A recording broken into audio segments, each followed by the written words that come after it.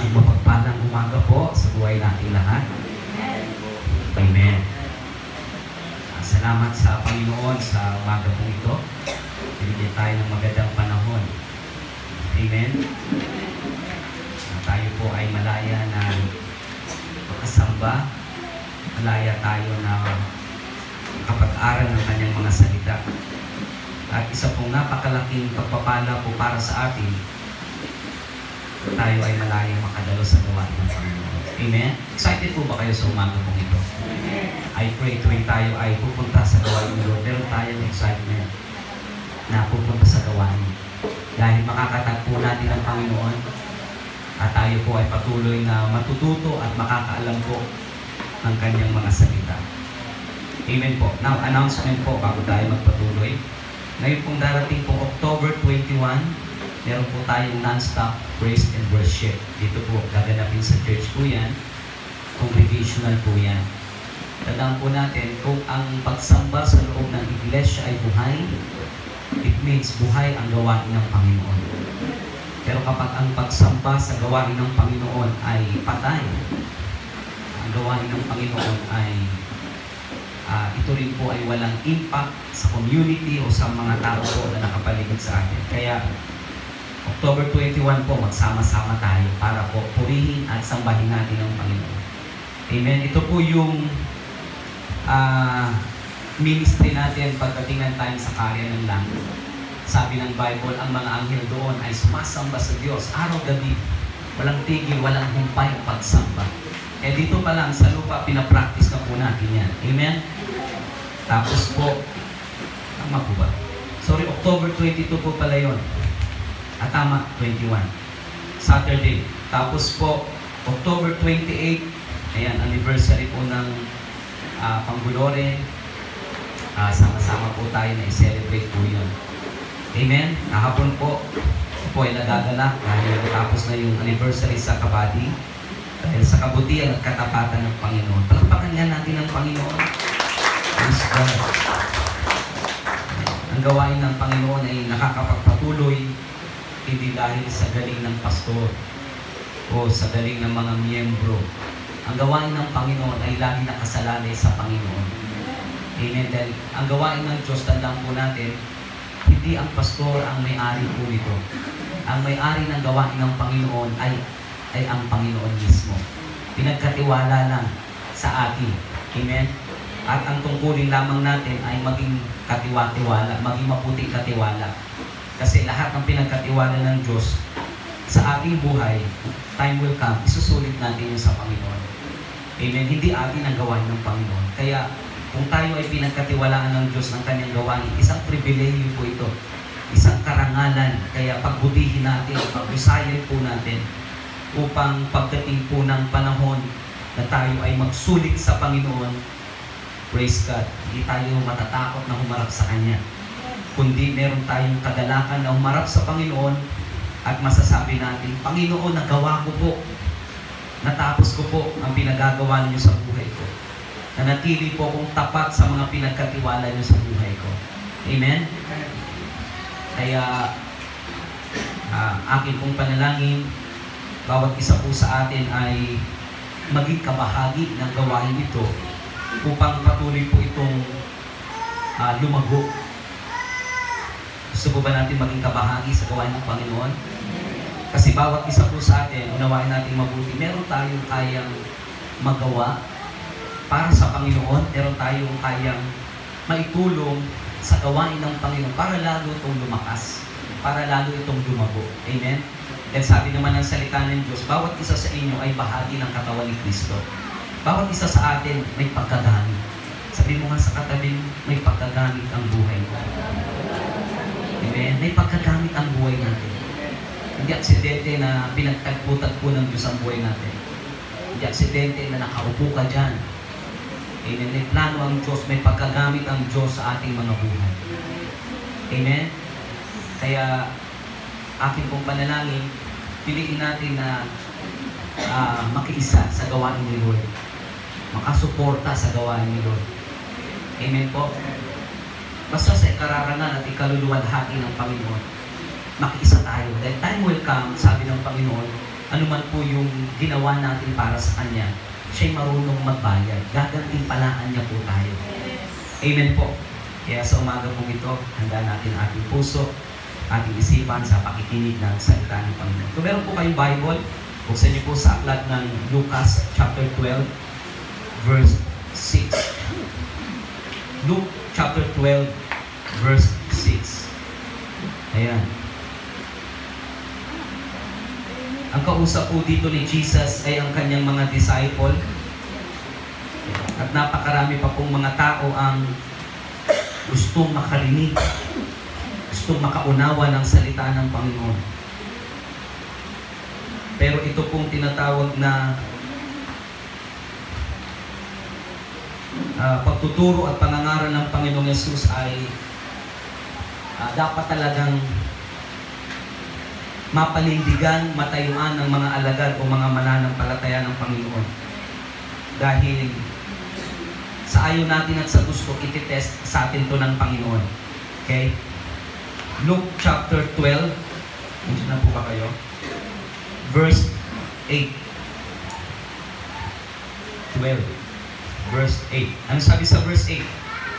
Sinasabi ko rin sa inyo, ang sino mang kumikilala sa akin sa harapan ng mga tao, ay kikilalanin din naman ng anak ng tao sa harapan ng mga anghel ng Diyos.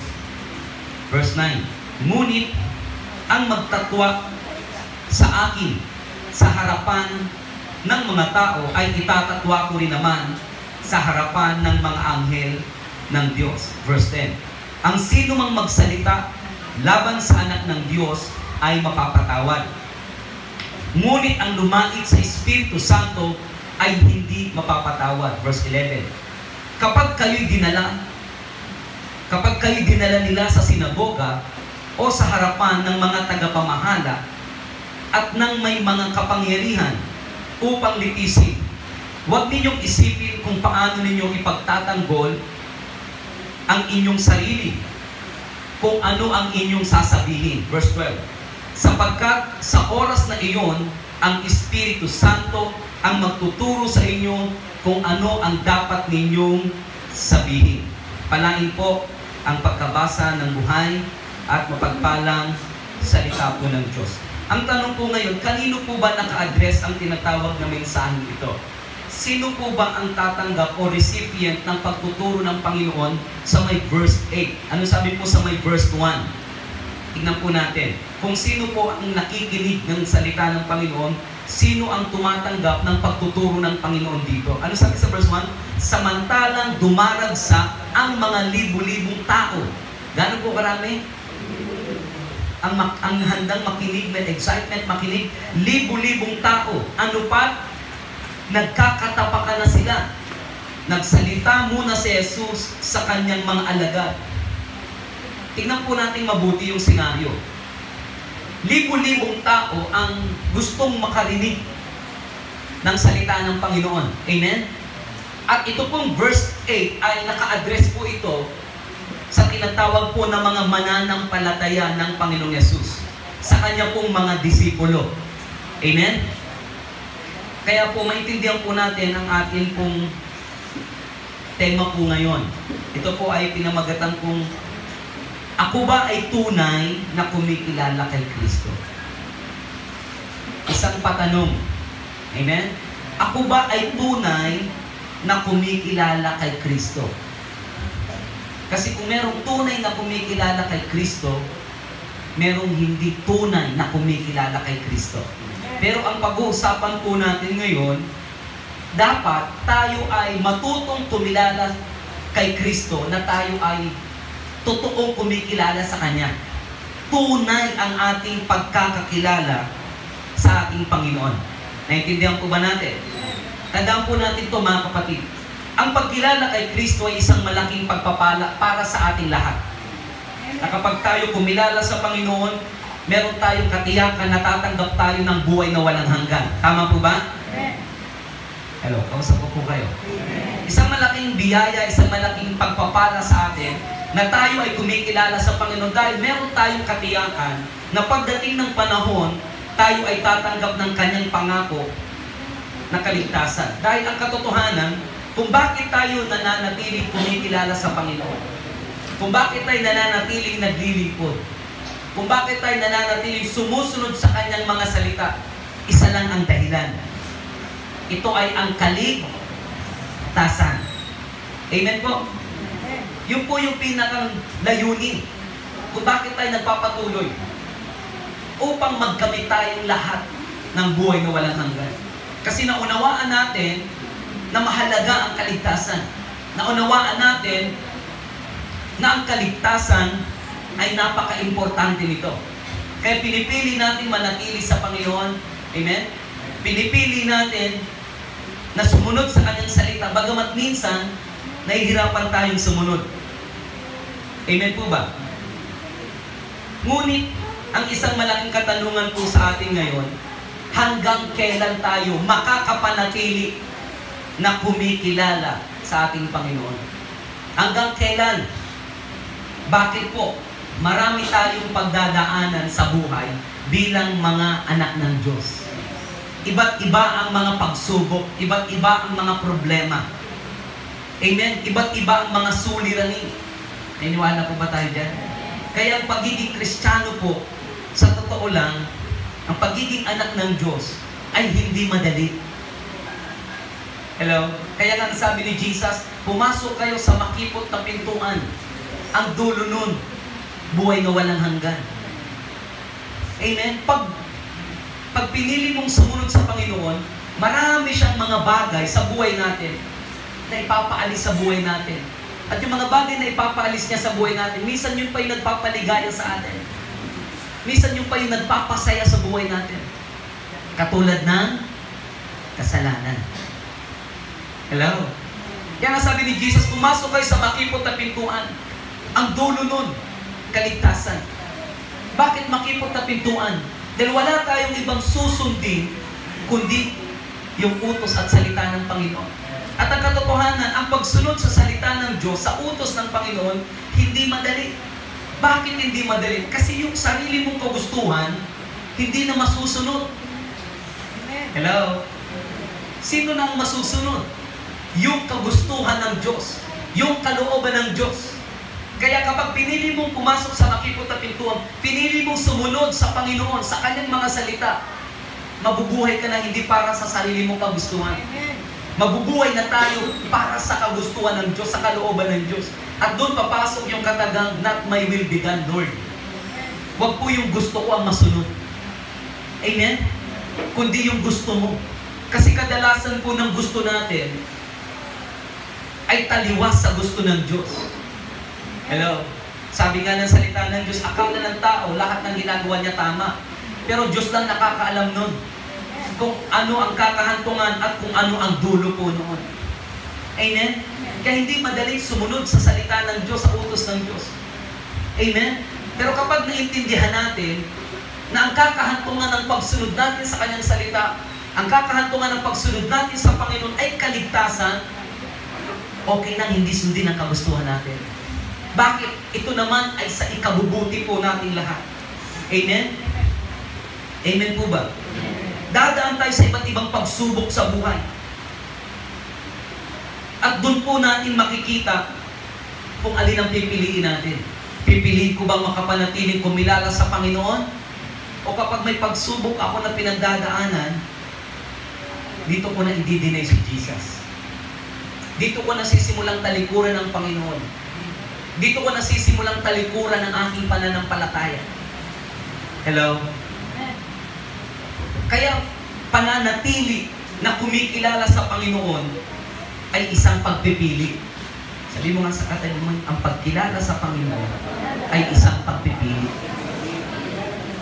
Pipiliin mo na makapanatili na kumikilala sa Kanya sa kabila ng mga pagsubok, sa kabila ng mga kahirapan. Hello? Sa kabila ng sakit karamdaman. Pipiliin ko pa rin ba siyang kilalaning Panginoon sa aking buhay? O sisimulan ko na siyang talikuran? Hello? Madaling kilalanin ang Panginoon sa buhay natin kapag umaayon sa atin ang lahat ng mga nangyayari. Ang daling magsabi, praise the Lord, hallelujah. Pag pumapabor sa atin ang lahat, tinutugon yung panalangin mo, ang daling magpuri sa Panginoon. Ang daling makapanatili sa Kanya. May kausap mo ba ako? Pero kapag hindi na umaayon, kapag may mga problema na, pag may mga kawalan na, kapag mga may sakit na tayo pinagdadaanan, kumbaga kahit saan ka tumingin, puro negatibo, puro problema, puro pagsubok, ang tanong, pipiliin pa ba rin natin makapanatili sa Panginoon? Pipiliin pa rin po ba natin? Hello? Para tayong tinatawag na, para lumabas yung katas ng kalamansi, kailangan pigain. Amen? Kailangan pigain. Minsan ganun po ang ating buhay. Dumadaan tayo sa mga masasalimot sa buhay natin. Sa mga pagsubok, sa hindi magagandang sitwasyon, para palabasin yung talagang, totoo ka ba talagang kumikilala sa Panginoon? O baka hindi totoo yan? Hello? Kaya nga napakaganda po ng ating pinag-uusapan. Sabi niya sa may verse 8, sinasabi ko sa inyo, ang sino mang kumikilala sa akin, sa harapan ng lahat ng tao, kikilalanin ko sa harapan ng aking Ama na nasa langit. Kaya yung pagkilala kay Kristo ay isang seryosong desisyon na kailangan mong piliin. Hello, hindi ito laro, hindi ito biro. Dahil nakasalalay dito ang kaligtasan mo, nakasalalay dito ang ikapapahamak ng buhay natin. Naintindihan po ba natin? Daranas tayo ng iba't ibang pagsubok. Pero ang tanong, kapag dumadaan tayo sa mga pagsubok, sa mga problema, sa mga sitwasyon na hindi na natin alam ang ating mga gagawin, pipiliin pa rin ba natin makapanatili at kumikilala sa Panginoon? Hello? Marami pong mga Kristiyano, maraming mga mananampalataya, nagsimula sa pananampalataya, pero hindi nakapanatili. Nakilala ba kayo? Sabi mo sa katabi mo, marami. Ang daling i-claim, born again Christian ako. Ang daling i-claim, mananampalataya ako ni Kristo.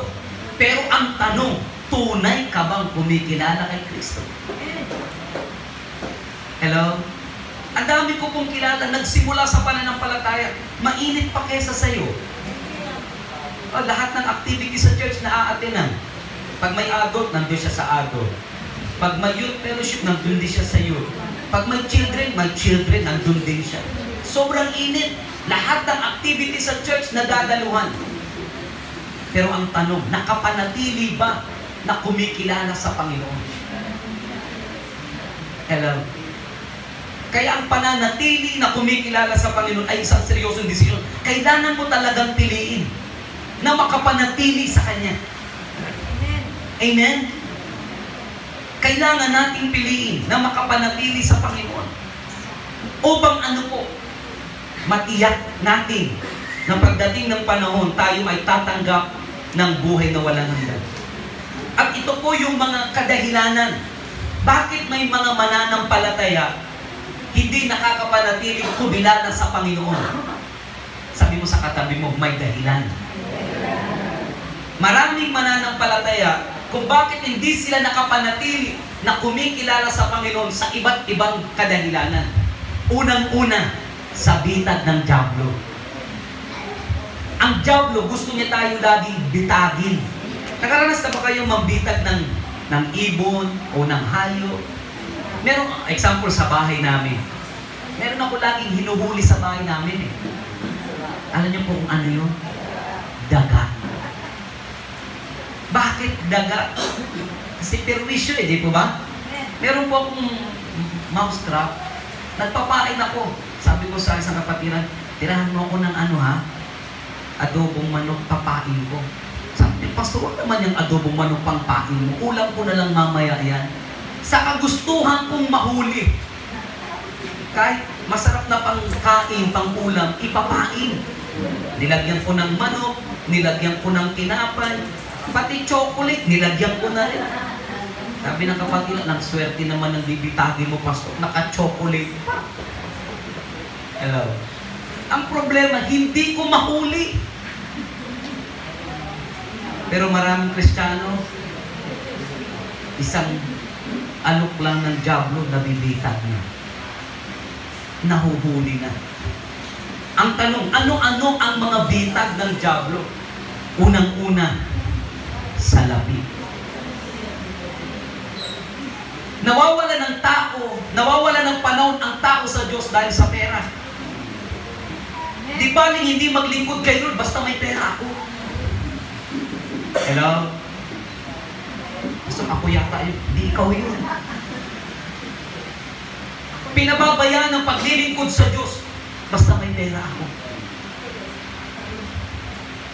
Pinababayaan ang pagdalo, pag-araw ng linggo basta may pera ako. Tandaan niyo po, ang security wala sa pera. Ang security nasa Panginoon. Ulitin ko po, ang security hindi mo masusumpungan sa pera. Masusumpungan mo sa Panginoon. Unang bitag ng dyablo. Pastor, ano ang patunay mo? Si Dimas, kasama ni Apostol Pablo sa paglilingkod, nasilaw sa kayamanan ng sanlibutan ito.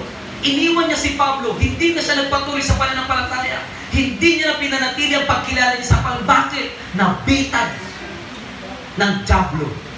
Ginamit ang pera. Kaya nang sabi ng 2 Timothy, basahin nga po natin yun. Maintindihan po natin ang mga bitag ng dyablo. Ano sabi po niya sa 2 Timothy, chapter 6, verse 6. Bakit ang mga Kristiyano ay nabibitag, nahuhuli ng dyablo? Ano sabi po niya sa 2 Timothy?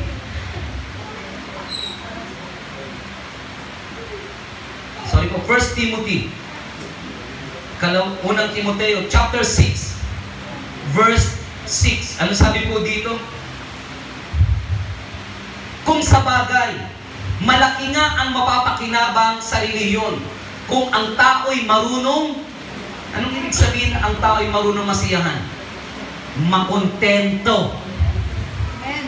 Kapag hindi tayo marunong makontento, madali tayong mabitag ng dyablo. Madali tayong madaya ng dyablo. Bakit? Tandaan niyo po, ang Diyos hindi lang siya ang may kapangyarihan at kakayanan para pagpalain ka ng pera. Kahit ang dyablo, kaya kanyang pagpalain ng pera, mamatay lang ang pananampalataya mo. Hello? Ang dyablo, kaya tayong pagpalain. Para lang mamatay ang iyong pagkilala sa Diyos. Mamatay ang pagkilala mo kay Kristo, mamatay ang iyong pananampalataya. Pero kapag meron tayong kasiyahan sa buhay, meron tayong kakontentuhan, napaka-imposible na mabitag ka ng dyablo. Tuloy natin ng verse 7. Ano sabi sa 7? Wala tayong dalang anuman sa sanlibutan. Agree po ba tayo dyan? Sino dito nung pinanganak ka sa mundong ito may hawak ka na kagad 1,000? Meron ba? Wala. Amen. Wala tayong dala. Hubad tayong lumabas sa mundong ito. Pero anong pinagkakaabalahan ng tao? Yung mga bagay sa mundong ito. Katulad ng pera. Katulad ng pananamit. Hello? Sabi niya, wala tayong dala. Yun ang katotohanan. Kaya sabi mo sa katabi mo, mayaman ka na ngayon. Bakit? Nung lumabas ka sa mundong ito, walang-wala ka. Pero ngayon, tignan mo, ganda ng damit mo. Nakasalamin ka pa. Naka-lipstick ka pa. Nakabag ka pa. Eh, nung lumabas ka dito, wala ka niyan eh. Amen? Hubad tayong lumabas at yan ang ating mga magulang. Agree po ba tayo dyan? Eh, paano natin malalaman na mayaman na tayo? Pag namatay pa tayo, nakabarong pa tayo. Amen? Ano sabi po niya? Wala tayong dala. At wala rin tayong madadalang anumang pag-alis. Wala kang madadala. Amen? Kaya kung ang mga bagay sa mundong ito hindi natin madadala, bakit tayo nadadaya ng mga bagay na yan? Hello? Bakit tayo magpapasilaw sa pera? Bakit tayo magpapadala sa pera? Nabitag ng diablo, mamatay lang pala ng palataya natin. Hello? Ituloy po natin. Verse 8. Ano sabi sa verse 8? Nandito ba ang ating pandinig? Kaya nga't dapat na tayong masiyahan kung tayo may kinakain at isinusuot. Verse 9. Ang mga nagnanasang yumaman ay nauhulog sa tukso at nasisilok sa bitag ng... Saan daw po nauhulog? Sa bitag na masamang hangaring nagtutulak sa kanila, sa kamatayan at kapahamakan. Kaya po yung mga taong walang kakontentuhan, ang kakahantungan po nila, verse 8 po. Ayan, tama po yan. Ang kakahantungan po nila, mabibitag sila ng diablo. Hello? Kasi sabi mo sa katabi mo, matuto tayo makontento.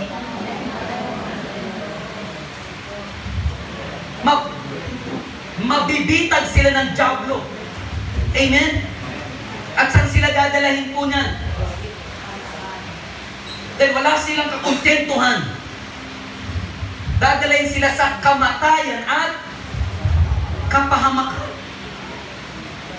Kaya para hindi tayo mahulog sa bitag ng diablo, unawain natin mabuti. Matuto tayong masiyahan. Kung may kinakain tayo, may dinadami tayo, matuto tayong makontento. Amen po ba? Bakit, pastor? Ang nakasalalay dito ang iyong pananampalataya. Kapag wala kang kakontenton, wala tayong kakontenton sa buhay, hindi tayo marunong masiyahan sa mga bagay na binibigay ng Diyos, sa mga pagpapala ng Diyos, magnanasa ka pa, mag-aangad ka pa ng maraming bagay, hanggang hindi mo na mamalaya na ikaw pala ay unti-unti nang papunta sa bitag ng diablo. Meron pang isang magandang version, verse 10. Ano sabi sa verse 10? Sapagkat ang pag-ibig sa salapi ay siyang ugat ng lahat ng kasamaan. Tandaan natin, hindi masama ang salapi. Sabi mo nga sa katabi, hindi masama ang salapi. Nagiging masama ang pera kapag minahal na po natin ito. Kaya maraming mga Kristiyano, pinagpapalit ang pananampalataya sa pera. Di bali wala ng pananampalataya, mahalaga may pera ako. Ang tanong, hanggang kailan ka ililigtas ng pera? Yes, bagamat alam nating mahalaga yan. Amen? Mahalaga ang pera. Mahalaga po ba hindi? Mahalaga. Pero ang sinasabi ng Bible, pag inibig mo yan, pag mas priority mo ang pera kesa sa Panginoon, ikapapahamak natin yan. Amen. Amen? Ano ba pong sabi? Dahil sa paghahangad na yumaman, may mga taong nalalayo sa pananampalataya at nasasadla sa maraming kapighatian. Kaya kung ayaw po natin na mamatay ang ating pananampalataya, malayo tayo sa pananampalataya, matuto tayo makontento, matuto tayo masiyahan. Amen po ba? Bakit po? May pangako ang Diyos. Anong pangako ng Diyos? Masdan nyo ang mga ibon, di sila kumakain. Hindi sila nagtatanim ng gasik, pero pinapakain sila ng Panginoon. Amen po? Yan ang unang bitag ng diablo. Ang pera. Kaya nga tinuturo sa atin na matuto tayo magbigay ng ikapo, matuto tayo magbigay ng handog, upang ano po, maipakita natin sa Panginoon na hindi tayo dominated by money. Hindi ang nagkokontrol sa atin ang pera, kundi tayo ang nagkokontrol sa pera. Hello, naintindihan po ba natin? Kaya tinuturo sa atin ng Panginoon na maging tapat kayo sa pagbibigay ng ikapo. Kasi patunay yun na hindi mo Panginoon ang pera, kundi Panginoon mo ang Diyos. Kaya nasabi ng Matthew chapter 6, walang makapaglilingkod ng sabay sa dalawang Panginoon. Amen po ba? Tandaan po natin mabuti mga kapatid. Ang pinakang competitor ng Diyos sa buhay natin, pera. Maraming mga pastor tumatalikod sa paglilingkod sa Diyos dahil sa pera. Hello? Yan po ang unang-unang kalaban ng Diyos sa buhay natin. Pera. Amen? Paano natin malalaman na hindi tayo hinahawakan ng pera? Hindi tayo kontrolado ng pera.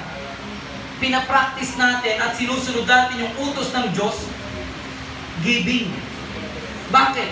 Ang sabi ni Lord, ang marunong magbigay ay pinagpapala niya. Mahal niya ang mga mapagbigay. Utos, pagtuturo ba ng Panginoon niya? Amen. Kaya kapag tayo hindi marunong magbigay, hindi tayo marunong magbigay ng ating mga ikapo, ng ating mga handog, it means hawak tayo ng pera. Hello? Naintindihan po ba natin, mga kapatid? Mahalaga po na maintindihan natin ito. Ito yung unang bitag ng dyablo. Ang pera. Tinuturuan tayo ng dyablo na maging sakim. Hello? Tinuturuan tayo ng dyablo na huwag magbigay sa kasinungalingan ng dyablo, ang pambubulag ng dyablo sa atin. Magkukulang ka. Maghihirap ka. Pero ang katotohanan, ang sabi ng Panginoon, ang susi para pagpalain, pagbibigay. Ang susi para sumagana, pagbibigay. Pero anong kasinungaling nilalagay ng dyablo sa atin? Pagka magbigay, makukulang ka. Magugutom ka pag magbigay ka. Naintindihan ko ba natin? Pero ano sinasabi ng Panginoon? Ang susi para bumukas ang langit at ibuhos niya ang biyaya at pagpapala sa inyo, ang pagbibigay. Kaya malalaman natin ang isang Kristiyano ay hindi kontrolado ng pera. Hindi siya alipin ng pera kung marunong siyang magbigay sa Panginoon. Hello? Naintindihan po ba natin? Kaya anong lesson po nito para hindi tayo mahulog sa bitag ng dyablo? At hindi tayo malayo sa pananampalataya. Hindi mamatay ang ating pananampalataya. Matuto kang masiyahan. Matuto kang makontento. Kasi kapag nakita ng Diyos na meron kang contentment sa puso mo, tsaka niya isusunod ang lahat ng nasa ng puso mo. Pero hanggat habang hinahabol natin ang mga bagay na gusto lang natin, sabi ni Lord, ikapapahamak mo yan. Ikapapahamak mo yan. Amen? May mga tao nagsabi, kilala ko, pastor, ang sarili ko. Walang ibang lubos na nakakakilala sa kundi ang Panginoon. Hello? Ano ang pagtuturo ng Panginoon? Ang napagkakatiwalaan sa maliit na halaga. Pagkakatiwalaan niya sa malaki. Kung sa maliit mandaraya tayo, kung sa maliit hindi mo kayang ibigay ang para sa Panginoon, how much more pag pinalaki niya? Hello? Tandaan po natin mga kapatid, lahat ng meron tayo, katiwala lang tayo ng Panginoon. Hindi tayo ang totoong may-ari niyan. Siya ang totoong may-ari niyan. Pinagkatiwala niya sa iyo yan para magamit sa ikararangan ng pangalan niya. Hello? Hindi lang puro pang sarili natin. Kaya tayo lagi nagkukulang dahil ang iniisip lagi natin, pang sarili natin. Pang sarili natin. Hello? Nagkakaintindihan po ba tayo? Naunawaan po ba natin ito, mga kapatid? Mga kapatid, gusto ng Diyos i-bless ang buhay natin. Ayaw ng Diyos malagay tayo sa bitag ng dyablo. Ang gusto ng Diyos sa buhay natin, nakapanatili tayo na kumikilala sa Kanya. Dahil napakaraming benepisyo kapag nakapanatili ka sa Panginoon. Hindi lamang kaligtasan. Kaya kapag nakita ni Lord, may contentment na sa puso mo, tsaka nang idadagdag lahat ng nasa ng iyong puso. Pero hanggat walang kakontentuhan, hindi natututong masiyahan, sabi ni Lord, ikapapahamak mo kapag hinahabol mo ng hinahabol. Amen po, mga kapatid. Naunawaan po ba natin ito? Meron po akong isang pagtuturo. Last week, may pangungusap sa akin ng Panginoon. Sabi ng Panginoon sa akin, last money ko na lang po sa GCash. May mga ano ba kayo sa GCash? Nangusap sa akin ng Panginoon, isend mo yan kay ganito. Sabi ko, Lord, last money na lang to. Last money na lang to, Panginoon. Siyempre, pag may asawa ka, alam nga na magdidesisyon ka ng sarili mo lang. Bakit? Magkakagulo kayo ng asawa mo. Sinambit ko sa miss, wala. Nangusap sa akin ng Panginoon. Ano pa ang usap sa'yo ng Panginoon? I-bless daw natin si ganito. Siyempre, pag ang Diyos ang nangusap, alam namang tumanggi yan. Sige, pastor. Pero sabi niya, last money na natin yan. Pero pag may pangungusap ang Panginoon at sinunod mo, expect greater blessing. Ulitin ko po, pag may pangungusap ang Diyos at sinunod mo, expect greater blessing. Sinend namin. Nagtanong yung isang kapatiran, sabi niya, Pastor, ano tong sinend mo? Hindi, basta pinapabigay ng Panginoon sa tinatawag na buhay niya. After namin isend, pero kaming binibentang motor na deal siya. Saglit na. Anong lesson? Kapag nangusap ang Panginoon at sinunod mo, i-bless ka nila. Kaya ang lesson dito para di tayo mahulog sa bitan. Makontento. Sabi mo nga sa katalimid, makontento tayo. Mga kapatid, buksan niyo po ang inyong mga mata. Tignan niyo ang inyong buhay kung gaano kayo pinagpala ng Diyos. Kasi ang madalas po nating nakikita, yung biyaya ng iba. Buti pa sila. Buti pa sila. Hindi mo alam ang kalagayan nila, kaya huwag tayo magsabing buti pa sila. Baka sila din nagsasabi, buti pa sila. Saya-saya nila. Amen. Buksan mo lang ang iyong mga mata. Bilangin mo ang mga biyaya at kabutihan ng Diyos sa buhay mo. Masasabi mo, Lord, salamat. Amen. Tignan mo yung family mo kung gaano binibless ni Lord. Na wala sila mga sakit. Hello. Tignan mo anak mo, ano lusog nila, ang gagaling nila sa school. Pero ano pagbubulag sa atin ng diablo? Lagi gusto niyang dalahin ang ating paningin sa mga negatibong nangyari sa buhay natin. Kaya nasabi ng Bible, count your blessing. Amen. Bilangin mo ang mga biyaya ng Panginoon para matuto tayo makapagbalik ng pasasalamat sa Kanya. Amen. Yan ang unang bitag ng diablo. Kaya nga sa aklat po ng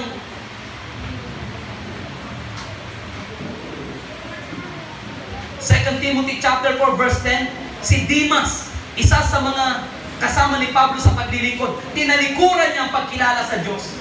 Tinalikuran niya ang pananampalataya at paglilingkod dahil sa nakakasilaw na kayamanan ng mundo. Basahin nga natin yan. 2 Timothy chapter 4 verse 10. Ang sabi po dito, iniwan na ako ni Demas. Sino to si Demas? Isa rin po siyang alagad ng Panginoon. Kumikilala sa Panginoon. Dahil sa pagkahumaling niya sa sanlibutan. Pumunta siya sa Thessalonica. Anong ginawa ni Demas?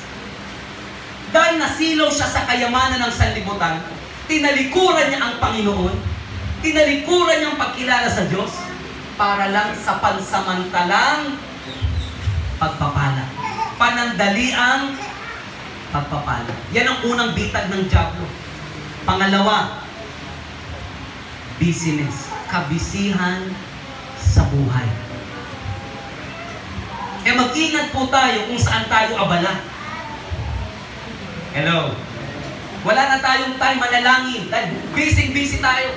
Sa pamilya natin, sa trabaho natin, paghahanap buhay natin. Wala na tayong time para manalangin. Pangalawang bitag ng diablo. Gagawin ka niyang abala sa maraming bagay. Mamatay lang ang iyong pananampalataya. Mamatay lang ang pagkilala mo sa Panginoon. Kaya ang tanong ko ngayon, kamusta ang iyong buhay pananalangin? Kamusta ang iyong buhay pananalangin? O aandap-andap na lang? Pag may pangangailangan lang, doon lang nananalangin. Paano pag walang pangangailangan, nananalangin pa ba tayo? Hello? Nakikinig po ba? Pag maayos ang nangyayari sa buhay natin, nakakapanalangin pa ba tayo?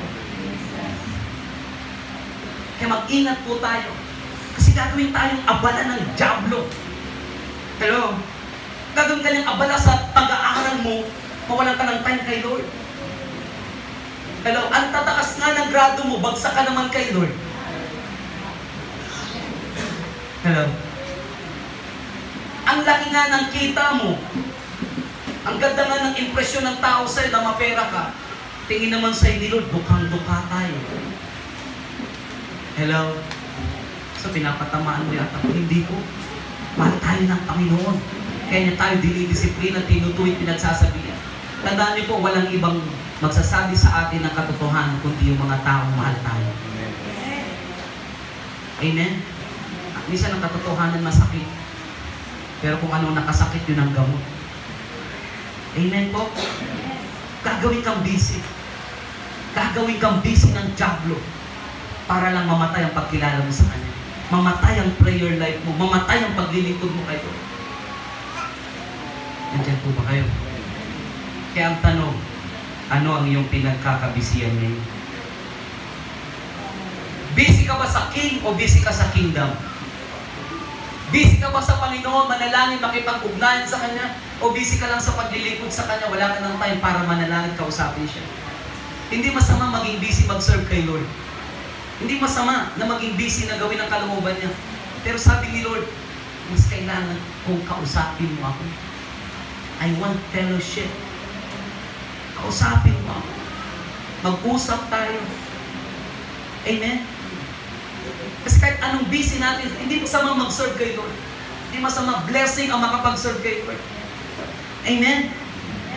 Pero kung wala na tayong time sa King, kay Jesus, busy na tayo sa lahat ng activities sa loob ng church, sa kingdom, mali na po ang pagsiserve natin. Amen? Same sa buhay natin. Baka sobrang busy na natin sa pamilya natin. Wala na tayong time kay Lord. Sobrang busy natin sa trabaho natin, wala na tayong time kay Lord.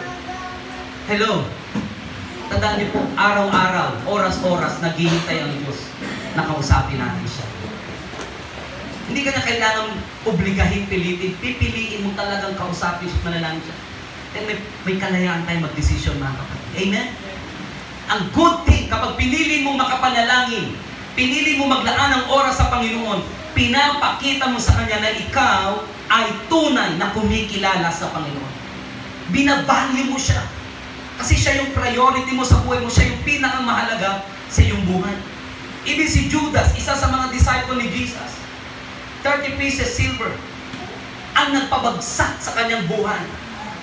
Amen? Ano sabi ng mga Pariseo? Bibigyan ka namin ng 30 pieces silver. Tatuan mo lang si Jesus. Sabihin mo lang sa amin, saan matatagpuan si Jesus para mahuli namin. Ipapako namin siya, papatay namin. Nakita nyo, gaano kababaw yung pagkakakilala ni Judas sa Panginoon. Ang tanong ko ngayon, gaano ba kataas ang value ng Panginoon sa buhay mo? O hanggang 30K lang tayo, tatalikuran na natin si Jesus. Hanggang 100K lang tayo, ibibitray na natin si Jesus. Hello? Si Judas, isa sa naging dahilan bakit tinatuan niya ang Panginoong Yesus. Number 1, lagi siyang nasa pagtitipon, physically present, but mentally absent. And you need to be aware sa bagay na yan. Baka lagi kang nasa church, physically present, pero ang isip, lumilipad kung saan-saan. Kaya nung inalok ng mga Pariseo si Judas, nasaan ang Panginoon mo? Saan namin siyang matatagpuan? Eh, hindi alam ng mga Pariseo, ng mga Sadducee kung nasaan si Jesus lagi. Si Judas, nakakalamat ang mga disciple, lagi nasa Gethsemane. Doon lagi nananalangin si Jesus. Sabi ni Judas, kung sino yung halikan ko, siya ang Panginoon. Pero huwag niyong kalilimutan, ibigay sa akin ang bayan. Hello? 30 pieces. Yun lang ang value ni Jesus kay Judas. How about us? Baka operan tayo ng diablo ng promotion. Mawalan ka ng time sa Panginoon, mawalan ka ng time pagsaserve kay Lord. Okay na. Basta may magandang sweldo. Aanoy ko pa na ng palataya kung magugutom ako. Tandaan niyo po mga kapatid, walang sinabi sa Bible na natiling tapat sa pananampalataya, ginutom ng Diyos. Hello? Hello? Gaano kataas ang value ng Panginoon sa iyo? O hindi natin siya kayang ipagpalit? Kausap po ba? Ganun lang yung value ni Jesus sa buhay ni Judas. 30 pieces na silver. Sinerch ko pong mabuti yan. Kung magkano ang halaga niyan. Sweldo yan sa buong taon ng minimum wages. Magkano ang minimum na sahod ngayon? Magkano po? 700. Wala bang may sahod dito minimum? 500. 570. I-times mo po yan sa 12 months. Pumapalo po yan na 100,000 hanggang 120 o 130. Ang babaw, ang liit ng presyo ni Jesus. Hello? How about us? Gano'ng kataas ang presyo ng Panginoon sa buhay natin? O di natin kayang ipagpalit ang Panginoon? Okay, you need to be aware. Mag-ingat sa bitag ng dyablo. Bakit? Ang gusto ng dyablo, huwag kang makapanatiling kumikilala sa Panginoon. Huwag kang makapanatiling naglilingkod sa Kanya. Huwag kang makapanatili sa pagsunod mo sa kalooban ng Diyos. Kaya mag-aalok siya ng mga bagay sa mundong ito. Mabulag ka lang, masilaw ka lang, talikuran mo lang ang pananampalataya mo. Talikuran mo lang ang Panginoong Yesus. Number 2, busyness. Gagawin tayong busy ng dyablo. Hello? Gagawin niya tayong busy. Nandiyan po ba kayo?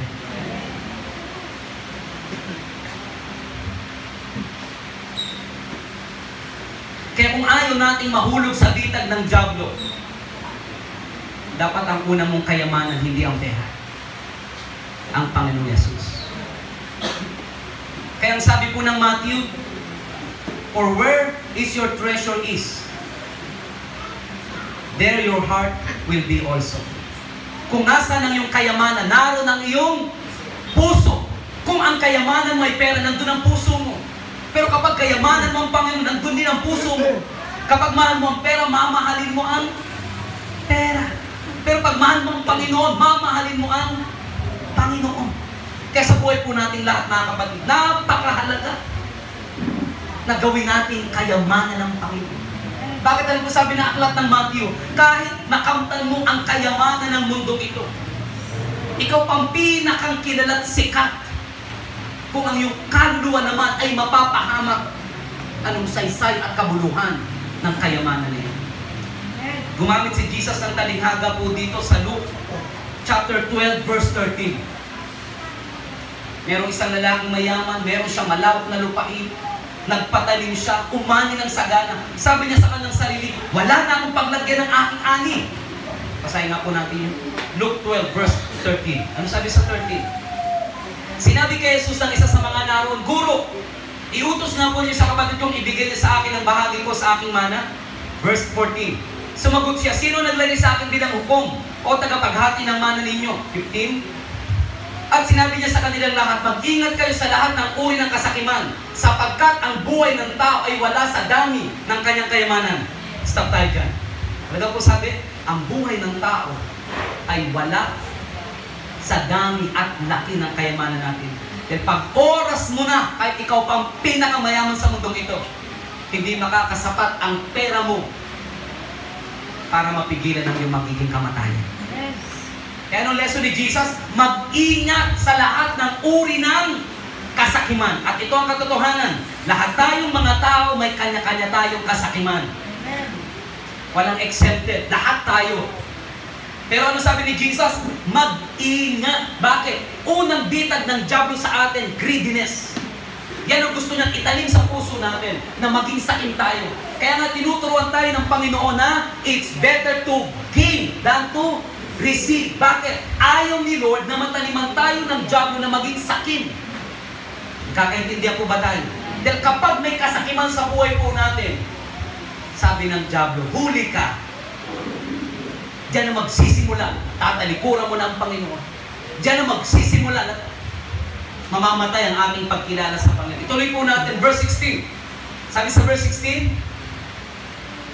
pagkatapos, isinalaysay ni Jesus ang isang taligaga. Isang mayaman ang umani ng sagana sa kanyang bukirin. 17, kaya nasabi niya sa sarili, anong gagawin ko ngayon? Wala na akong paglagyan ng aking ani. 18, alam ko na, ipaggigiba ko ang aking mga kamalig at magpapatayo ko na mas malaki. Doon ko ilalagay ang aking ani at iba't ibang ari-arian. 19. Pagkatapos ay sasabihin ko sa aking sarili, marami na akong naipon para sa mahabang panahon, kaya magpapahinga na lamang ako. Kakain ako, iinom, magpapakasarap sa buhay. 20. Ngunit sinabi sa kanya ng Diyos, hangal, sa gabi ring ito, babawiin ko na ang buhay mo. Kanino ngayon mapupunta ang inilaan mo para sa iyo? Sarili. Tingnan niyo po ang buhay ng lalaki ito. Mayaman, masagana.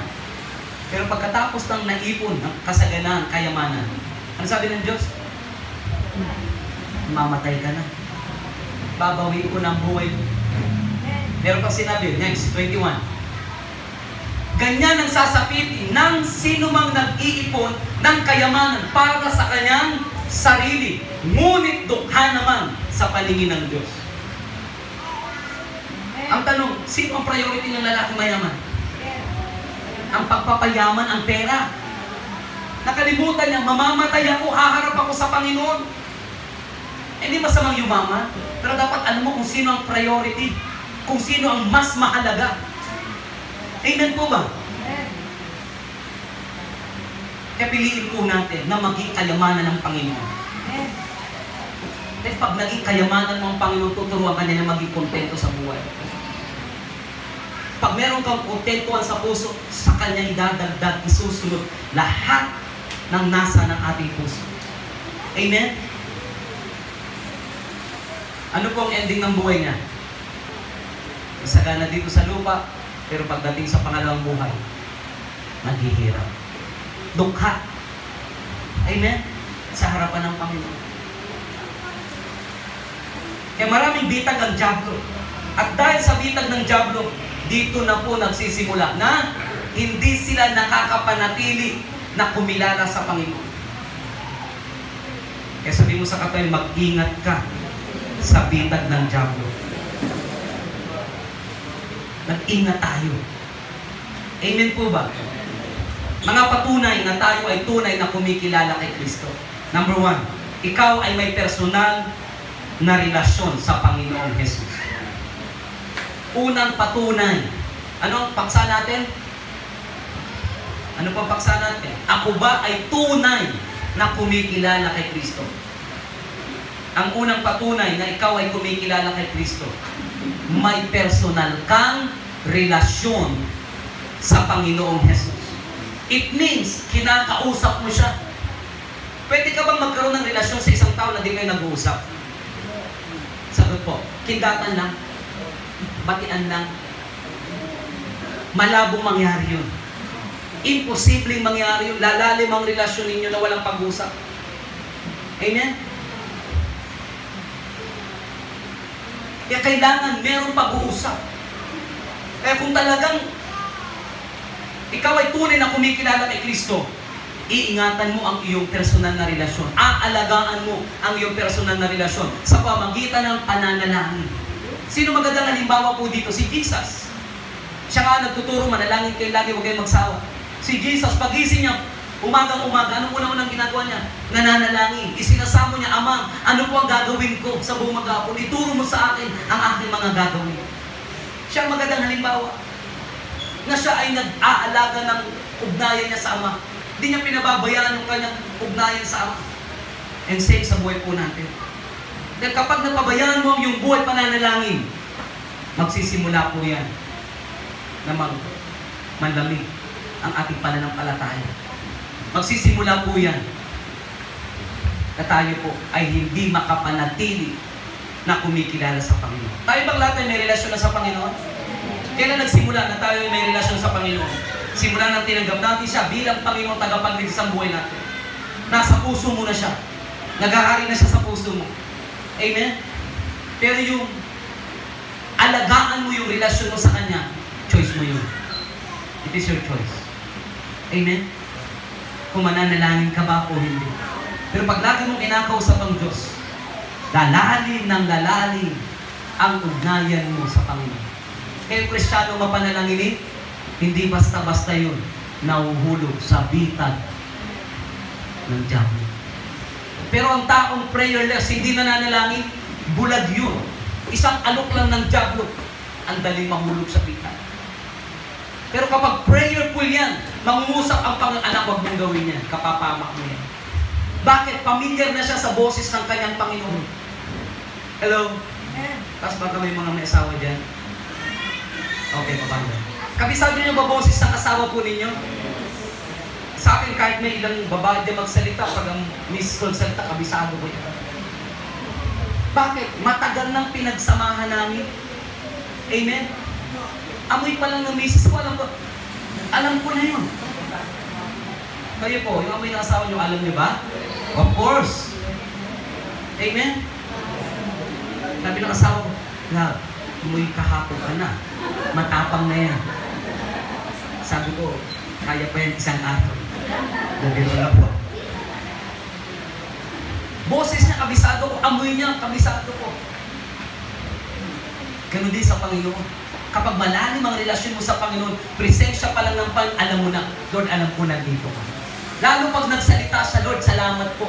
Naniniwala ba kayo ang Diyos ay nagsasalita? Nangungusap ang Panginoon? Yes, nangungusap siya.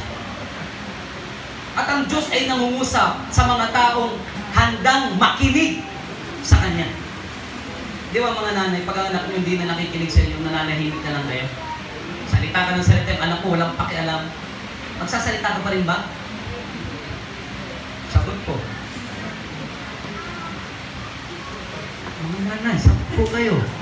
Malamang hindi na. Amen? Bakit? Kasayang ka lang ng laway. Pero kapag nakinig ang anak mo, patuloy ka magsasalita. Ganon din ang Diyos.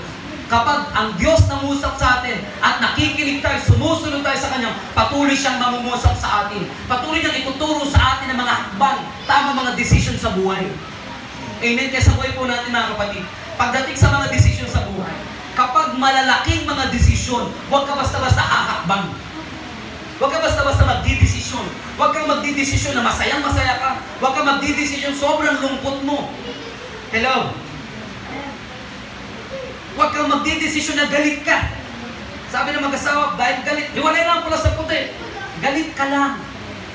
Pero pagka kumalma ka na, hindi ko pala kaya, wala siya. Umuwi ka na. Hindi na ako galit. Susunduin pa. Sorry na. Amen? Kaya huwag ka magdidesisyon na galit ka, na masaya-masaya ka. Lalo na huwag ka magdidesisyon na pagod ka. Bakit? Pag galit tayo, di tayo nag-iisip ng tama. Pag masaya-masaya tayo, na-overwhelm na, ay nakapangako pala ako sa'yo nun. Eh masaya ka kasi, kaya ka nakapagsalita ng di maganda. O nakapangako ka. Kailan mo kailangan magdesisyon? Kapag kalmado ang lahat at may natanggap kang pangungusap ng Panginoon. Bakit? Pag humakbang ka na walang, sabi na, Pastor, nag-pray naman ako. Anong sagot ng Diyos? Kapag nanalangin ka, hintayin mo kung anong pangungusap ng Panginoon bago ka humakbang. Amen? Amen po ba? Kaya lang sabi ng Panginoon sa aklat po ng Proverbs, ipagkatiwala niyo sa akin ang lahat bago kayo humakbang. Amen? At siya ang magdadirect. Basahin nga po natin yun. Kawikaan. Chapter 3. Verse 6. Simulan na sa may verse 5. Kawikaan. Chapter 3, 5 and 6. Kayawi ka magtiwala, buong puso at lubusan.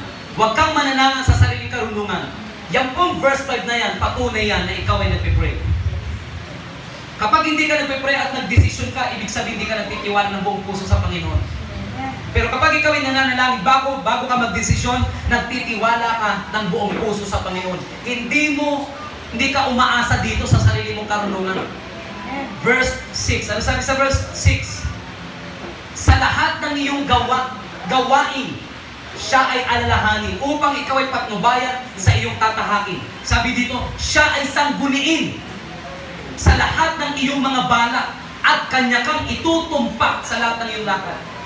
Hindi ka magkakamali sa upang sinangguni mo sa Panginoon. Hello? Pero pag walang pagsasambuni, walang pananalangin, sigurado po, palpak ang desisyon po natin. Tayo lang ang humanap ng problema sa ating mga buhay. Number 1, patunay na ikaw may relasyon sa Diyos. Hindi mo pinababayaan ang iyong buhay pananalangin. Amen? Hindi ka lang sa church nagpipray. Hindi lang pag prayer meeting. Kahit walang prayer meeting, nasa bahay ka, nagpipray ka. Amen? Hello? Kaya sabi nga ng Bible, lagi kayo manalangin. Kung may pagkakataon, naglalaba ka, di manalangin ka. Amen po ba? May pangungusap ang Diyos, anak, manalangin ka, sumunod ka kagad. May mensahe ang Panginoon. Alam niyo ba, minsan, may pagkakataon kung kailan, dahil mong ginagawa, doon mangungusap ang Diyos. Hello? Minsan, naglilinis ka ng bahay, dami hugasin, ang dami nga. Bigla may pangungusap, anak, pray ka na. Kausapin mo naman ako. Usap tayo. Pero, tuloy pa rin. Pagsasalita na naman siya. Tuloy pa rin sa paglalaba. Sasalita na naman. O nakakalungkot niya pag di na siya nangusap sa iyo. Bakit di na siya nangusap? Hindi mo kasi sinunod. Hindi kasi nag-response. Pero kapag unang pangungusap niya, sumunod ka kagad. Next time na mangusap siya, mapapamiliarize mo na siya. Okay, pangungusap ang Panginoon. Amen. Gusto ba natin ang tumpak ang mga desisyon natin sa buhay? Sambunin mo sa Panginoon. Lahat tayo may mga desisyong pagkakamali sa buhay. Pero dapat matuto na tayo. Amen? Dapat matuto na tayo. Number 2, mga patunay na tayo ay tunay na kumikilala sa ating Panginoon. Minamahal natin at sinusunod natin ang Kanyang salita. Hindi ka lang nananalangin. Minamahal mo ang Kanyang salita. Hindi natin pwedeng piliin kung ano lang ang susundin.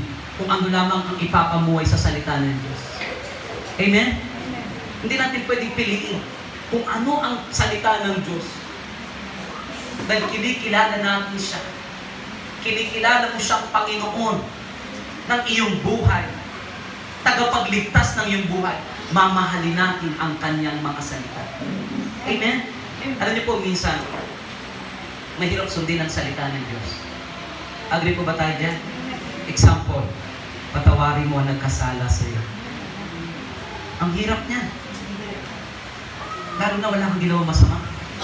Ginawa ka ng masama, ginawa ka ng kasalanan. Ang hirap magpatawad mo. Hello? Mahirap pa magpatawad? Yung umaamin, pinagpapala. Mahirap magpatawad sa totoo lang. Pero para maunawaan mo na dapat at kailangan mo magpatawad, nagkasala rin tayo sa Diyos. Pero pinatawad niya tayo. Wala tayong karapatan para hindi magpatawad. Kaya nasabi ng Panginoon, kung hindi ka marunong magpatawad, hindi rin kita patatawarin. Hello? Di, Pastor, ginawa niya ako ng masama. Siyang may kasalanan. Paano mo ibalik sa atin ni Lord? Ikaw din ay may kasalanan. Pero pinatawad kita. Tinanggap. Minahal kita. Patuloy kitang pinagpapahal. Example sa mag-asawa. Ano ang asawa mo nagkamali? Yung una lang po kayo mga asawa dyan. Paano lang naman? What if? What if? Aba, Pastor, ibang usapan na yan. Kaya nga ang singsing ay sumisimbolo ng pag-ibig ng Diyos na walang simula, walang katapusan ang pag-ibig mo sa Kanya. Magkamali man siya, bahala siyang managot sa Diyos, pero sa tulong ng pag-ibig ng Diyos, patawarin, tanggapin mo muli. Amen? Ang hirap, Pastor, talaga. Kaya nga kung tayo lang hindi natin kaya, kaya kailangan natin ang tulong ng Panginoon para magawa natin makapagpatawad.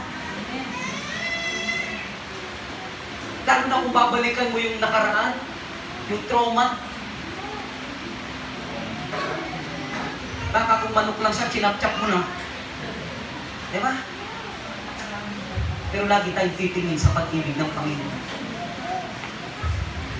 Gusto, di mo naunawa ng pinagdaanan ko. Di mo alam ang sakit, pero naunawaan ka ng Panginoon. Nalalaman ng Panginoon na pinagdadaan at kaya kanyang tulungan. Amen? Mayroong sundin ang salita ng Diyos. Sa totoo lang. Kaya nga niya sa atin, inilagay ang kanyang banal na Espiritu upang yung hindi natin magawa natin. Yung hindi natin kayang gawin, magawa natin. Amen? Siya yung tumutulong, yung banal na Espiritu ng Diyos. Ang siyang bumabago ng ating puso, ng ating isipan. Upang yung hindi pagpapatawad na hindi natin kayang gawin, sa tulong niya, magawa po natin. Amen. Hindi ko alam kung sino kinakausap ng Panginoon sa iyo. Pero the Lord impressed in my heart. Ang totoong malaya yung marunong magpatawad. Pero kung hindi mo kaya magpatawad, nakakulong ka sa spirit of unforgiveness. Si Lord ang susi para lumaya ka dyan. Hello. Kaya pag mahal mo ang salita ng Diyos, susundin mo ang kanyang salita. Amen?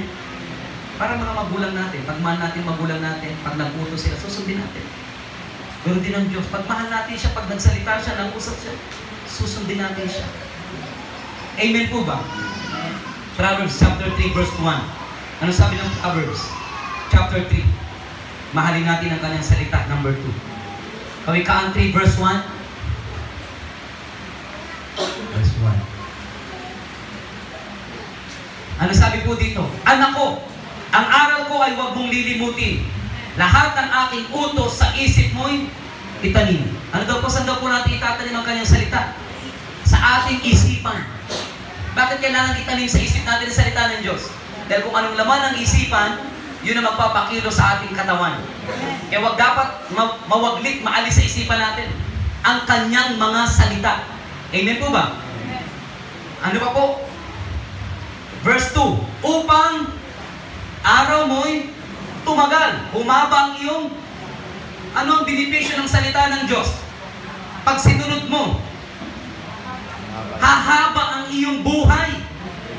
Gusto ba natin humaba ang ating buhay? Ang tanong, alam ba natin kung hanggang kailan lang tayo sa mundo ito? Walang sino nakakalam. Pero kapag obedient ka sa salita ng Diyos, ang pangako niya, bibigyan ka niya ng mahabang buhay. Hindi magtatagumpay anumang plano ng kaaway sa buhay natin. Ano bang plano ng kaaway sa buhay natin? Paagahin ang buhay mo. Kaya sabi ng diablo na parito ko, para pumatay. Gusto ka niyang apurahin, kahit hindi mo pa panahon para mamatay, papatayin ka niya. Gagamit siya ng aksidente para patayin ka. Ang diablo po yun. Amen? Gagamit siya ng mga senaryo para ma-depress ka at mapaagang yung buhay. Pero anong pangako ang benepisyo ng salita ng Diyos? Upang araw mo'y tumagal, humabang yung buhay. Hindi lang humabang buhay, ano ba yung benepisyo ng pagsunod sa salita ng Diyos?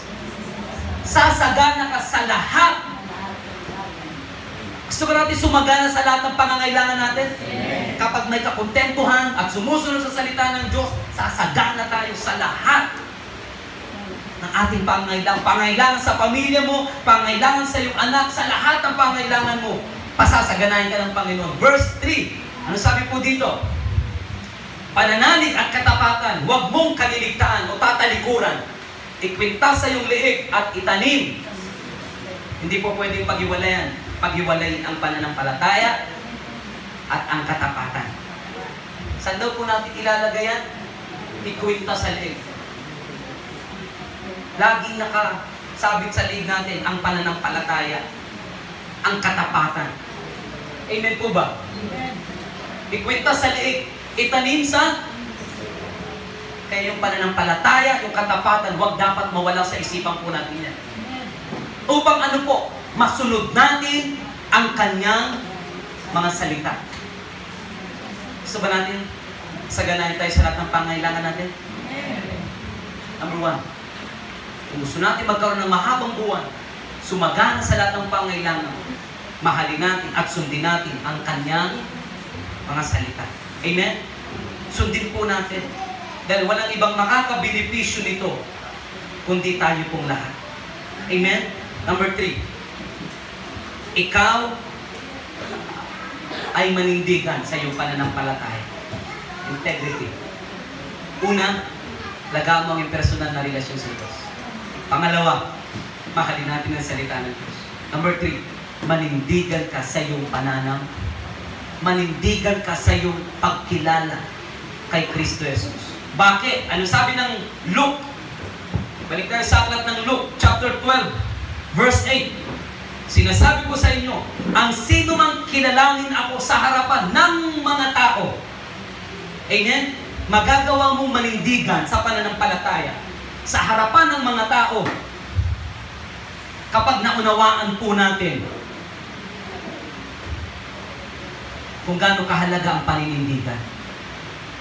Hello? Kailangan nating manindigan sa iyong pananampalataya, yung integrity sa pananampalataya. Kilala ba natin si Shadrach, Meshach at Abednego? Ang hari po, dahil alipin sila, nagpagawa ang hari ng ribulto. At ang sabi ng hari, kapag tumunog ang trompeta, lahat ay yuyukod at sasamba sa akin. Basahin nga natin yan. Daniel chapter 3, verse 16.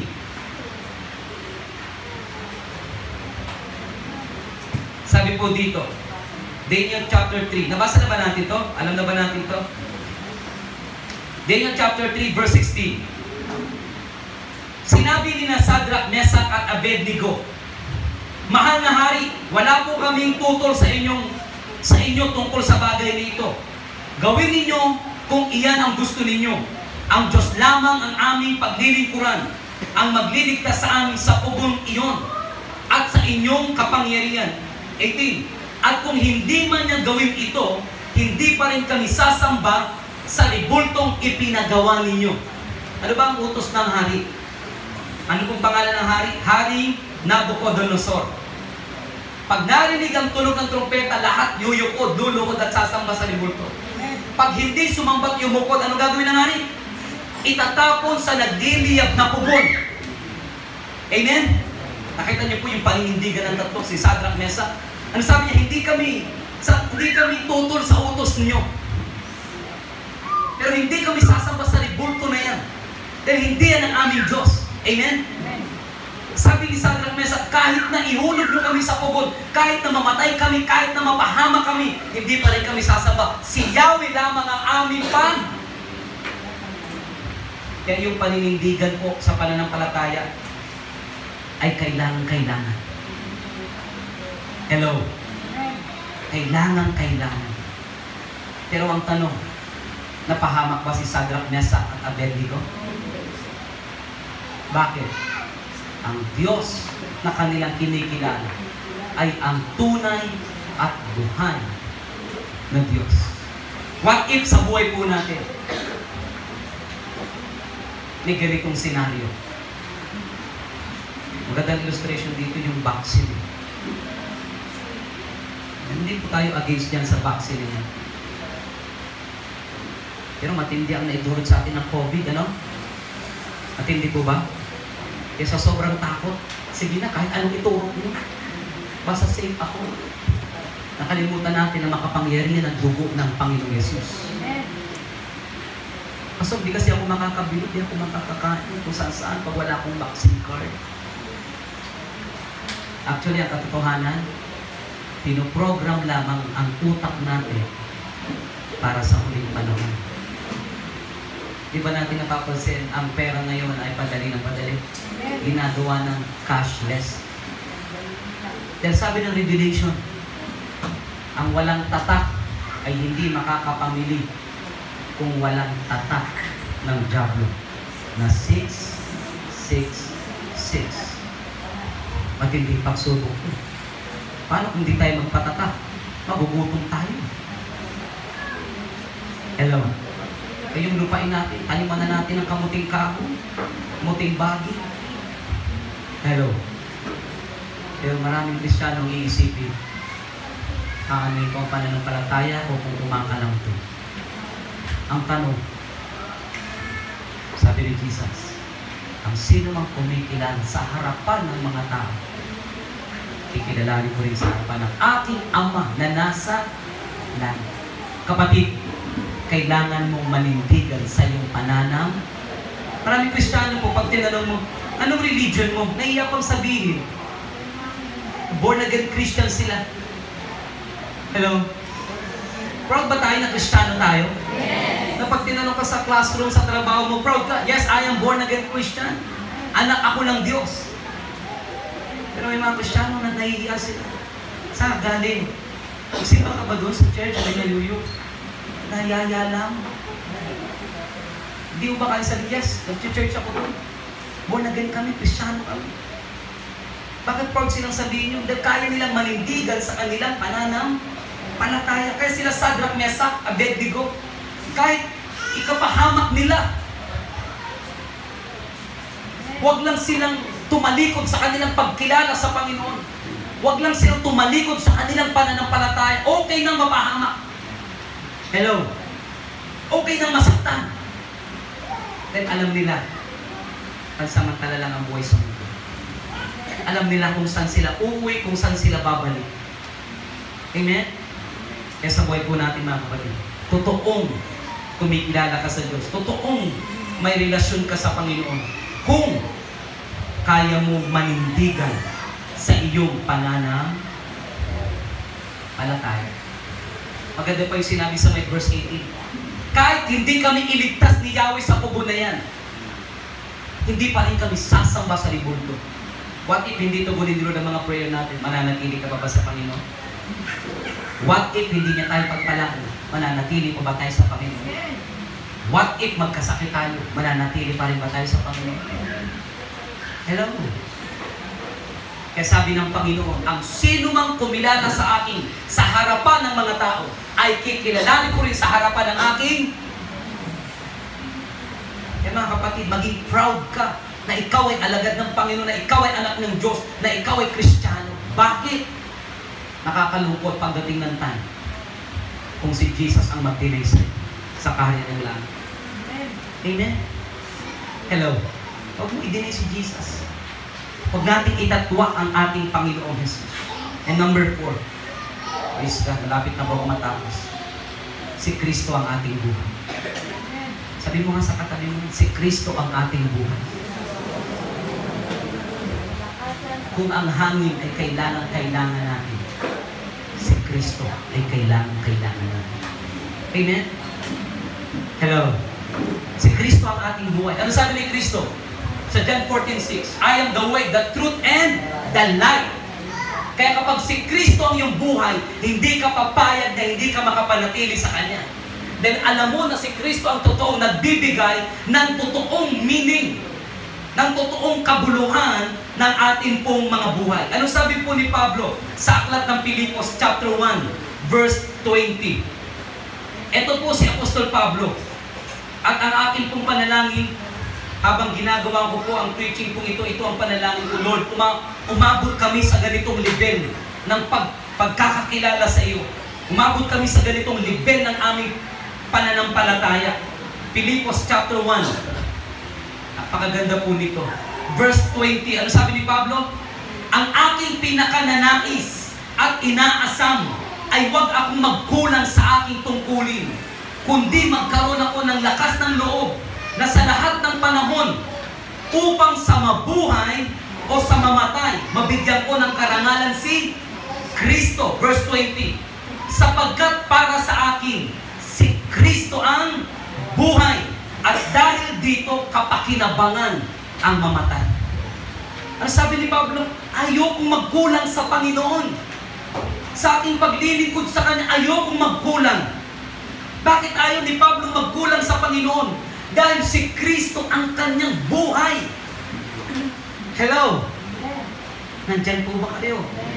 Sabi ni Pablo, ang pinakananais at huwag ako magkulang sa pinagagawa ng Diyos, kundi sa lahat ng panahon. Ano sabi niya? Bigyan ako ng Diyos ng tapang, ng lakas ng loob, upang sa mabuhay man ako o mamatay man ako, mabigyan ko ng karangalan ng Diyos. Kapasok po dyan ang Corinthians 10:31. Ano man ang iyong ginagawa, gawin mo yun sa ikararangan ng ating Panginoon. Choose to glorify God. Habang nabubuhay ka, piliin mo maparangalan ng Diyos sa iyo. Amen? Magkaroon tayo ng pagnanasa, katulad ng pagnanasa ni Pablo. Nagnanasa siya na huwag magkulang sa Panginoon. Sa kanyang paglilingkod, sa kanyang pagsunod, huwag siyang magkulang. Kaya kung tayo may pagkukulang sa Panginoon, sabi mo sa katabi mo, bumawi ka. Hello? Kung may pagkukulang tayo, bumawi tayo. Sa buhay mo, ang layunin ng Diyos, maparangalan siya. Ano sabi sa aklat po ng 1 Corinthians 10:31? 1 Corinthians 10:31. Mabilis na po ito. Christian. Kaya nga kung kayo kumakain o umiinom o anumang ginagawa ninyo, gawin ninyo ang lahat sa kararangal ng Diyos. Ano sabi po niya? Anuman ang gawin ninyo. Meron kang buhay, gamitin mo yan para maparangalan ng Diyos. Amen? Meron kang karunungan, gamitin mo yung maparangalan ng Diyos. May talento ka, gamitin mo yan para maparangalan ng Diyos. Dahil sabi niya, anuman ang gawin ninyo sa ikararangal ng Panginoon. Bakit? Si Kristo ang ating buhay. Si Kristo ang ating buhay. Kaya ang sabi ni Pablo, sapagkat para sa akin, si Kristo ang aking buhay. Verse 20, emphasize natin yan. Verse 20, balik tayo sa Pilipos. Para sa akin, si Kristo ang buhay. At dahil dito, kapakinabangan para sa akin ang mamatay. Ano bang sinabi nito? Si Pablo ay nakakulong. Nakabilanggo siya dahil sa kanyang pangangaral ng salita ng Diyos. Kaya sabi niya, handa akong mamatay para kay Kristo dahil siya ang aking buhay. Handa ka bang makulong para kay Kristo? Handa ka bang laitin para kay Kristo? Handa ka bang mapahiya para kay Kristo? Handa ka ba napagtawanan para kay Kristo? Para sa akin, handa ako. Dahil si Kristo ang buhay. Hello. Kayong verse 20, napakaganda. O verse 21, ano sabi sa verse 21? Sapagkat para sa akin. Para kay Pablo yan. Para sa iyo, sino si Kristo? Si Kristo ba ang iyong buhay? Sumagot po kayo. Kung si Kristo ang iyong buhay, magnanasa ka na huwag kang magkulang sa pinagagawa ng Diyos sa iyong buhay. Pinagagawa ang Diyos sa atin. Ang maparangalan siya sa ating buhay.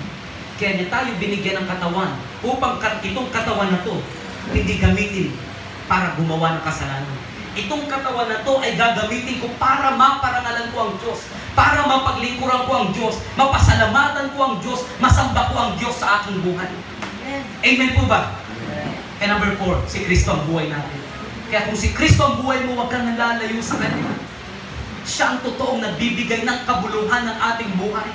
Hindi ang mga bagay sa mundong ito. Si Kristo. Amen? Hindi si Kristi, hindi si Christopher. Si Kristo. Sabi kasi mga binata't dalaga, siya na lang ang kulang, kalokohan yun. Pag hindi mo nasupungan si Kristo at dumating siya, may kulang pa rin sa'yo. Dahil ang kabuuan ng ating buhay ay si Kristo. Amen? Sumagot po kayo. Amen po ba?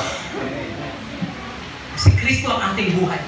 Kaya kung siya ang ating buhay, wag na tayo lumayo sa Kanyang upang makapanatili tayo na nasa buhay. Amen? Manatili tayo sa Panginoon.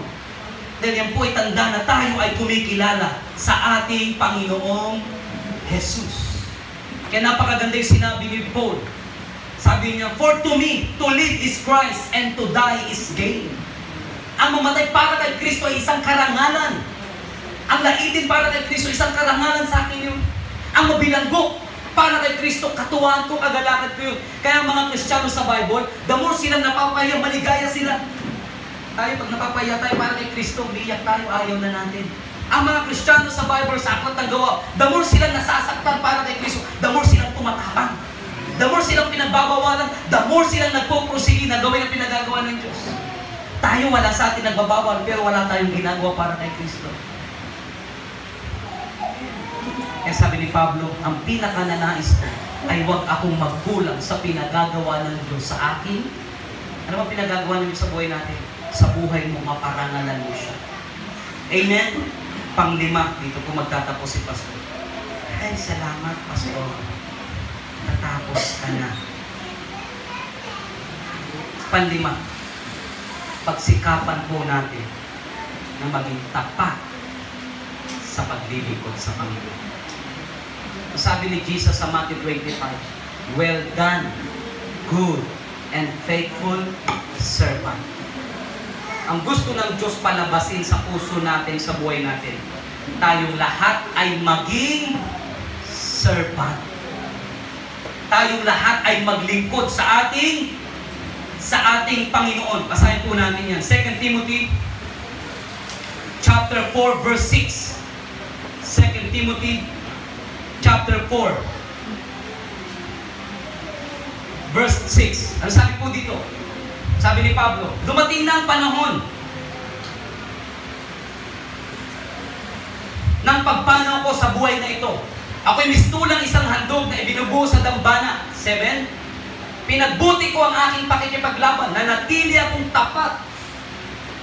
Natapos ko ang dapat kong takbuhin, at nanatili akong tapat sa pananampalataya. Verse 8. Nakamtan ko na ang korona na nakalaan sa mga matuwid. Sa araw na iyon, ang Panginoon ang siyang makatarunong kung ang siyang magpuputong sa akin ng korona, hindi lamang sa akin, kundi sa lahat ng nananabik sa kanyang muling pagbabalik. Mga kapatid, si Pablo ay isang napakagandang halimbawa. Nakapanatili siya na maging tapat sa paglilingkod sa Panginoon. Kaya sabi niya, tatanggap na ako ng gantimpala.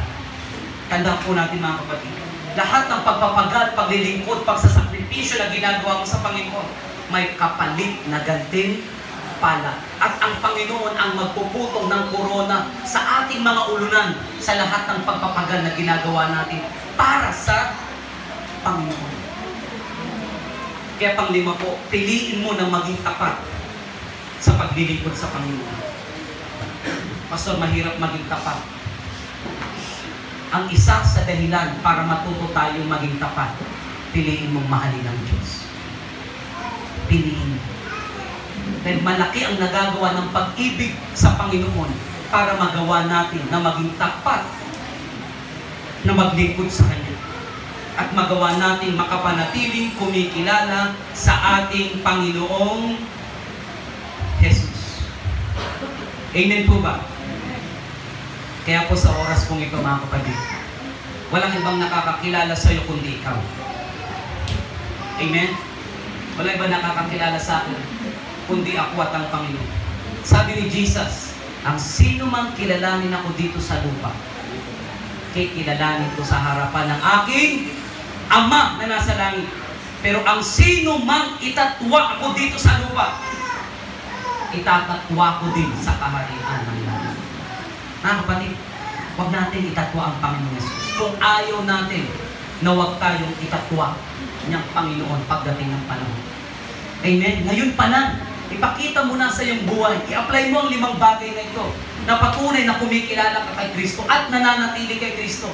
Una, pinapahalagaan mo yung personal na relasyon kay Kristo. Pangalawa, minamahal mo ang kanyang tinatawag na salita. Amen po. At pangatlo po, maintindihan natin na sa lahat ng sitwasyon, sa lahat ng panahon ng ating mga buhay, praise God, pinipili natin na manindigan sa pananampalataya. Amen? Pang-apat, praise God, si Kristo ang buhay natin. Pipiliin natin na makapanatili kay Kristo sapagkat siya ang ating buhay. Panghuli, pipiliin natin na manatiling tapat na naglilingkod sa Panginoon. Dahil ang sabi niya, Matthew 25, well done, good and faithful servant. Pasok ka sa aking kaharian. Walang ibang papasok sa kaharian ng langit, kundi ang faithful at mga servant. Kaya pag faithful ka, candidate ka, pumasok sa kaharian ng langit. Amen? Faithful na mag-serve. Faithful kay Lord. Amen po ba? And time will come, matatanggap natin ang pinangako ng Diyos na kaligtas. Kaya po, sa umaga po ito, challenge ko po kayo. Piliin natin bilang mga anak ng Diyos na tayo ay tawagin tunay na kumikilala kay Kristo. Di natin siya itatatuwa. Amen? Mari ba tayong labi mo po? Mari ba tayong